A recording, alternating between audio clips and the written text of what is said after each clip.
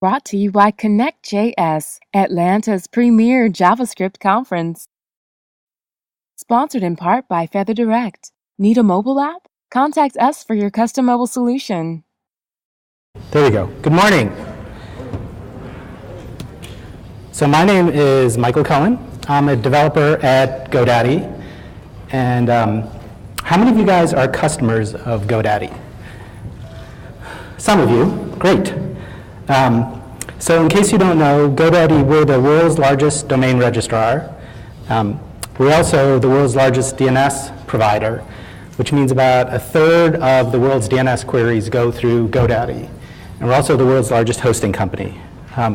Just a little plug for us. And one of the reasons that I'm there is that I've been there for about a year and a half now. And about almost 2 years ago, GoDaddy got a new CEO, and his name is Blake Irving, and he made it his mission to change the company culture and the direction and change it from what was previously a sales company to a technology company. And this is our mission, and I find this really inspiring. And as part of making that real, we've are in the process of undergoing a real transformation in how we approach things and how we build software. And that's led me to this, which is what I want to talk to you about today, which is getting enterprise to embrace JavaScript. So how many of you would consider yourself enterprise developers working on enterprise? Okay, great, some of you. So what I want to talk to you about today is kind of how I got here, what I think enterprise means, and then finally, how we get enterprise to really embrace JavaScript. And so,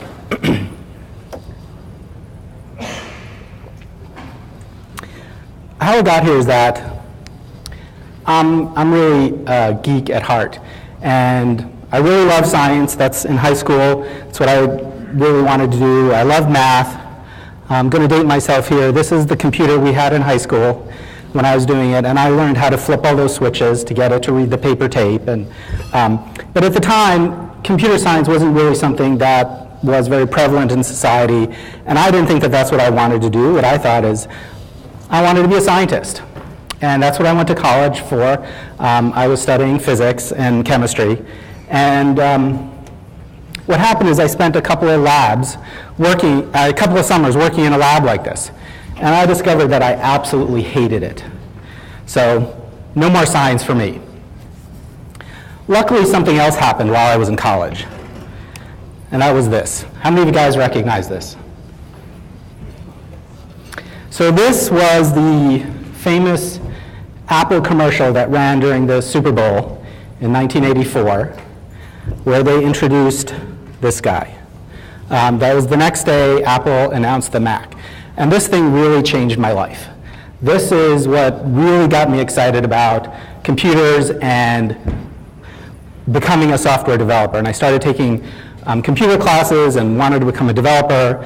And unfortunately, it was too late for me to really switch my major at that time. So then later I went and decided to get a master's.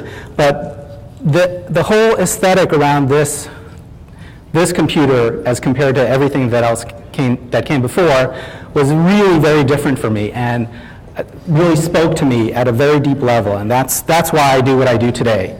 And there are lots of words that describe the kind of software that inspires me and I think inspires a lot of people.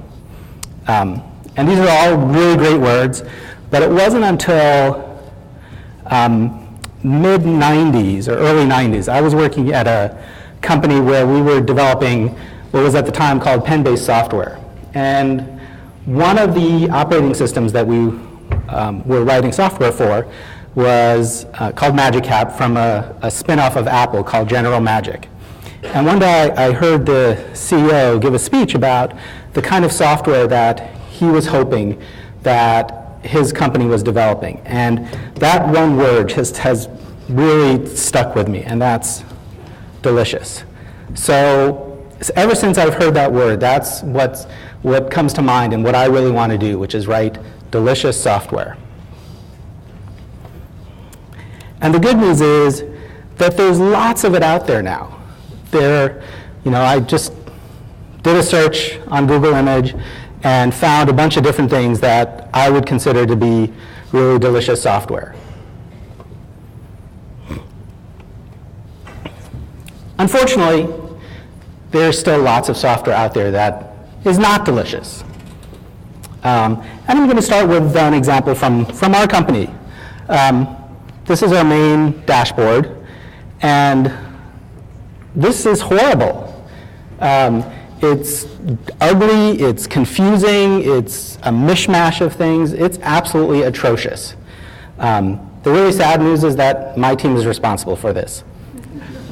We're working on fixing it, but it's not easy. That's one of the things that I've learned, is that when you're working in kind of a large company that has a lot of inertia, it takes time to make changes. Doesn't mean you should give up, but it's a lot of effort. Here's another example from that same app. Again, this is just awful. I hate this. So that's one of the reasons I'm at GoDaddy, is to fix this kind of stuff. And hopefully you'll start seeing new things coming out soon. Here's another example that I travel a lot for business. I live in Seattle. GoDaddy has an office in the Seattle area, but our headquarters are in Scottsdale, Arizona. And I have to go down to Arizona 2 to 3 times a month. And every time I go to check in with US Air, I get to this screen and I want my boarding pass electronically. And I'm a frequent flyer and they know my email address, and yet every time I have to type it in. I just hate this. Here are a bunch more examples of stuff that's absolutely awful. And as I've been thinking about this stuff, like what is common between these things? I realized it's this. Most of these applications are what you'd consider enterprise applications. And so what is it going to take to get enterprise to build delicious software instead of non-delicious software? And in order to do that, I first want to talk to you about what does enterprise really mean? What is enterprise? Is it this guy? No, not really.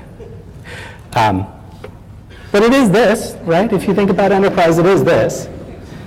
Yeah, it's most definitely this. Is it this? I don't think so. But it is this guy. So we all have in our head, I heard you guys chuckling, we all have in our head some preconceived stereotypes and notions of what enterprise really is.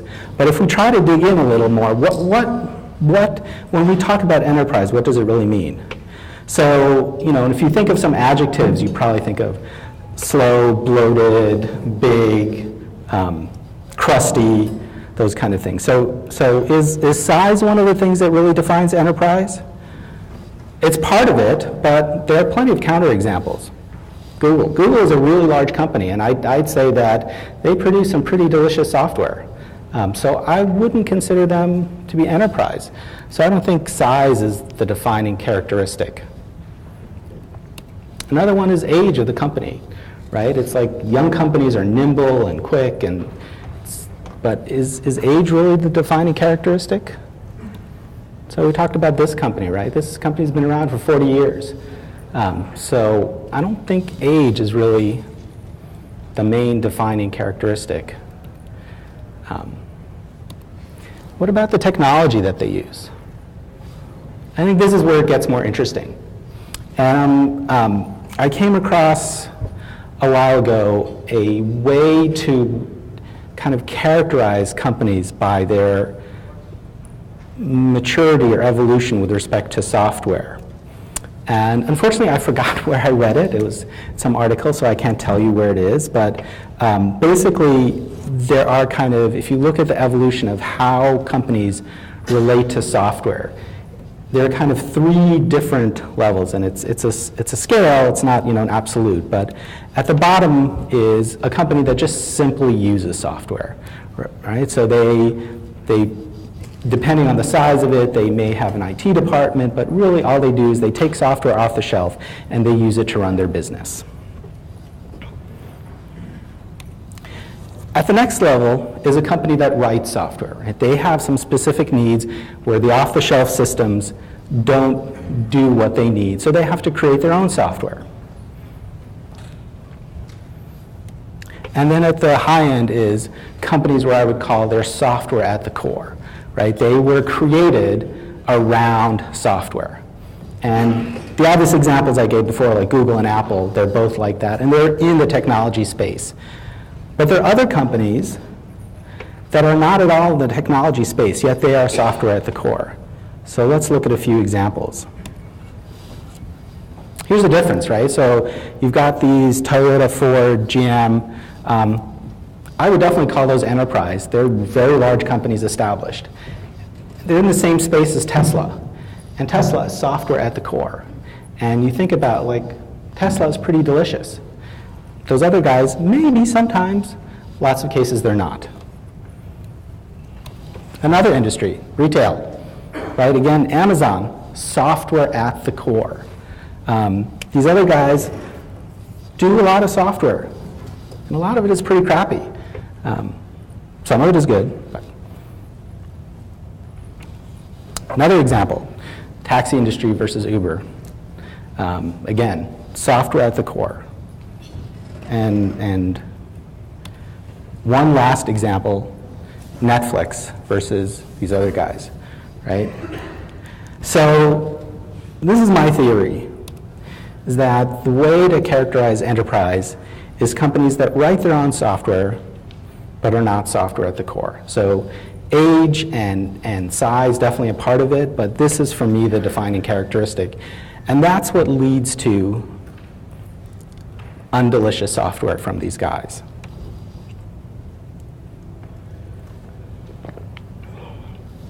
So what does this have to do with JavaScript? I'll get to it. So there's this famous quote from Mark Andreessen, the guy who invented the Netscape browser, that software is eating the world. And so what does that mean in relation to that evolutionary chart that I showed you?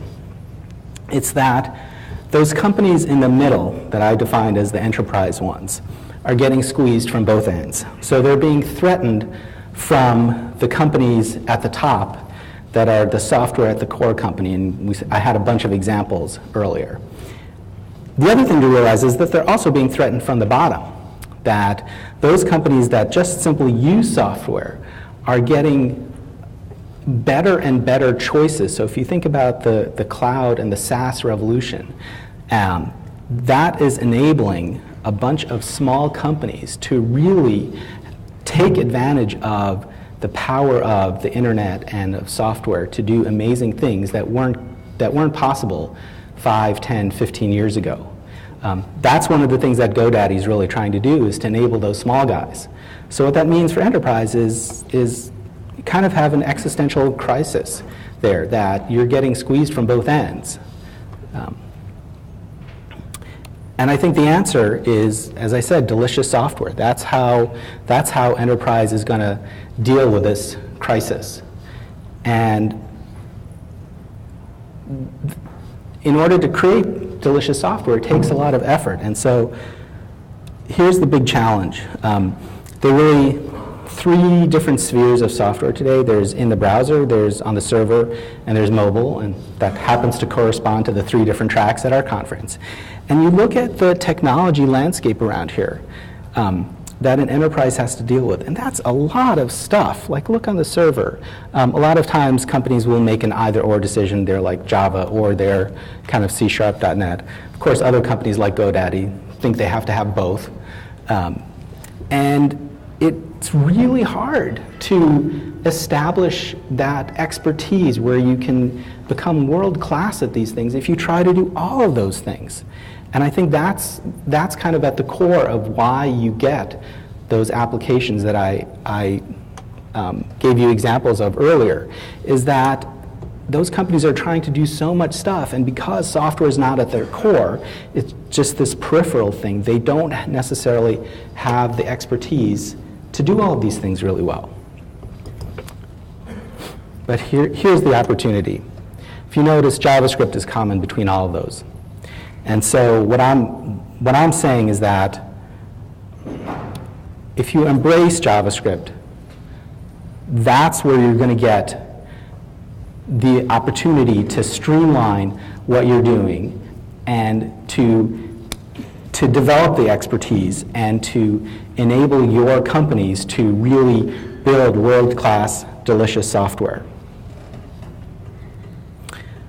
But there's a bunch of obstacles in the way to that. And most of those have to do with kind of perceptions and attitudes towards JavaScript.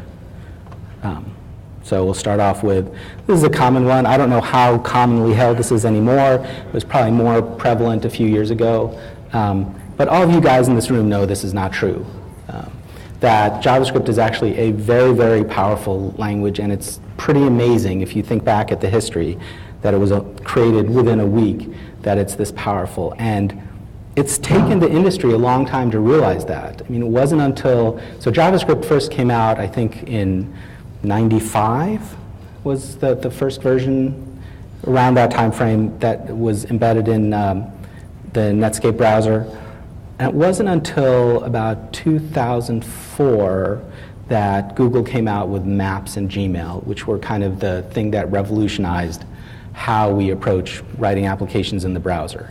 So it took about almost a decade for people to really understand how powerful this language is. So it's not a surprise that there are lots of people out there that still don't understand that.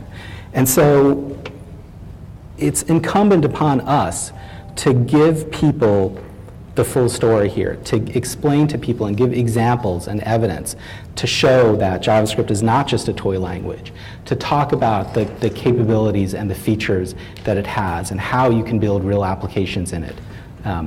And to show examples such as Google Mail and Gmail and Google Maps and a ton of other applications now that are written on top of JavaScript. Here's another common conception, right? It's only for the browser. And as I showed on the previous slide, we know that's not true, right? That it's thanks to Node, it's really becoming a force on the server. And then thanks to for example, our gold sponsor, Accelerator, and also things like PhoneGap, or as it's called, Cordova now, it's really a good choice for certain applications on mobile. So again, we need to give our management in enterprises the evidence so that they get to appreciate that JavaScript is something that can be used in these different arenas. Another one, it's too slow. Again, this is definitely used to be true, right? When Gmail first came out, it's pretty amazing that at that time you were able to do those kinds of things. But nowadays the world has really changed. I saw a stat the other day that I think it's the SunSpider benchmark running on the iPhone 6 beat the equivalent benchmark running on a 2010 MacBook Pro. So the evolution in terms of what the JavaScript engines can do and also the underlying hardware is pretty amazing. And so, you know, Google's V8 engine is probably the forerunner here, but all the other JavaScript engines have been working furiously, and that, you know, for us it's great that as a developer we get all these guys battling it out and continuously improving things. And yeah, there are certain things where JavaScript is still too slow, and you'll need other languages, or you'll need to go close to the metal using maybe C. But that, people used to say that about C. C was too slow and you had to do everything in assembly language. And yeah, there were areas where that was true. And I'd say, you know, we've moved up now where for 95% of the cases, JavaScript performance is absolutely adequate, and you don't need to escape out to any other system. Here's a really big one that I think is very prevalent in a lot of enterprises, is the whole static typing issue.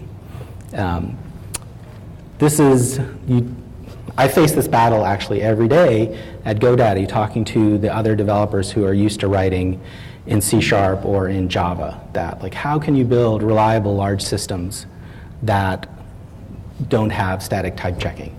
Like, I really need my compiler to tell me when I make mistakes, and I would never be able to feel comfortable deploying a large application when I would have to wait until runtime to see the stupid errors that I make. So there are a couple of different things you can do to counter that.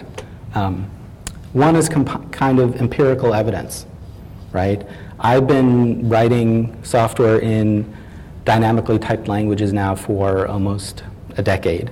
Lots of it in Ruby, lots of it in JavaScript. And in all those years, I think that I know of, I've had one instance where a compiler with static type checking would have found a bug that I had. I had lots of bugs, that's for sure. But they were not related to static typing. The interesting thing is that other people have, so that's just my anecdotal evidence, and that's not necessarily going to convince your bosses. There are lots of other people who've done studies on this. Now, one of the beauties of having open source and things like GitHub is that you can look at lots of projects out there and you can study them. And there are people that have done that. And there is one talk that I found, and I can tell you the reference in a little while, what he did is he studied thousands and thousands of open source projects on GitHub, and some of them in statically typed languages and some of them in dynamically typed languages. And he looked at the issues that were found in those projects, and he tried to classify them. And what he discovered is that about 2% of the issues for the ones written in dynamically typed languages were related to typing. So only 2% of the issues would have been fixed by a compiler. The other thing that you need to do to alleviate this is testing, right? That's another revolution that's happened over the last decade or so, is the whole test-driven development. And I think that's really the answer here, is that the way you get comfortable, the way you tell your developers that are used to the compiler being their security blanket, is you tell them your tests are your security blanket. Those are the things that will discover if you've made stupid mistakes. And it's not the compiler, it's the tests. And you can have that same level of confidence. And in fact, you can have more confidence that your software works as intended, because the compiler only checks a small subset of things. And your tests hopefully should really validate most of the functionality of your application. So I think those are kind of the primary objections that people have. And so the bottom line is that JavaScript is a valid alternative to lots of other languages and platforms on all three arenas. Browser, you don't really have a choice. So that's the one ace in the hole that JavaScript has. But on the server and mobile, they're a real alternative. And what you need to do is, as the other developers in your organizations have concerns or qualms about, can JavaScript do the job?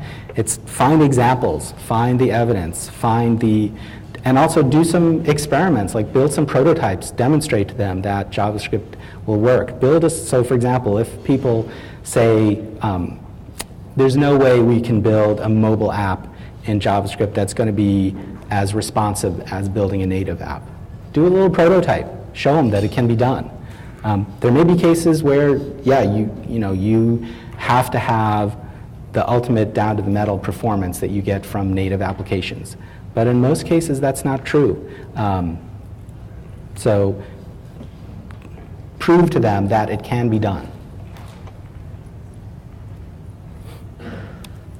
So in summary, I think that enterprises are really facing this existential crisis where they're being threatened from these new type of companies that are software at the core, and from below, from smaller companies that are taking advantage of the software that's being developed by others.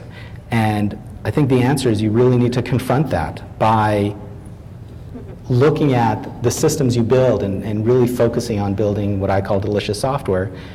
And the way to do that is through embracing JavaScript, because that's the one common platform where you will get the most leverage across all of your different systems. And by investing in that one platform, that one set of technologies, you can have one body of developers that can work across those different arenas and can really move your company ahead. So, in summary, I think it's JavaScript to the rescue. Thank you.